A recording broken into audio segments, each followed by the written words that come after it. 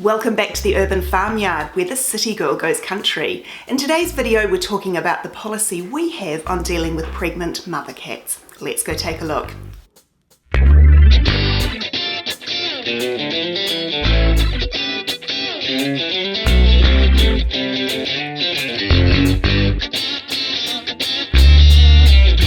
Hi guys, well we are knee-deep in kitten season at the moment and we have a huge number of pregnant mums and new mums coming into us right now. We have over 60 in total. That's over 60 newborn kittens alone. But fortunately we have oodles of capacity and we actually still have room to take in more. One of the things I'm often asked when we are advertising to help families with pregnant cats is, what do we do with pregnant mums? Do we abort the pregnancy or do we allow them to carry their babies to full term? So that's what I wanted to discuss today. This is a topic which rescue groups are fairly divided on. Each individual rescue group gets to set its own policies, and they're typically set based on the personal beliefs or preferences of the person that's running the group. And so our internal policy has been set by me. Our policy here is we do not terminate pregnancies.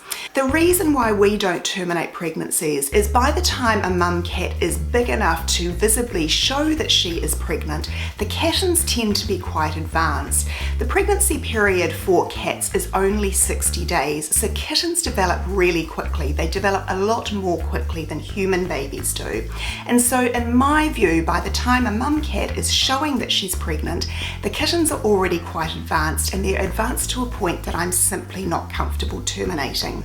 The termination process is often not as simple as just spaying mum and getting rid of the babies. The babies often need to be individually euthanized depending on their stage of development. If they're teeny tiny and mum wasn't really showing, then it is a simpler process, but most of the cats that we deal with are noticeably pregnant. They've got quite significant sized babies, and each of those babies would need to be individually put down, and that's something I'm simply not comfortable with.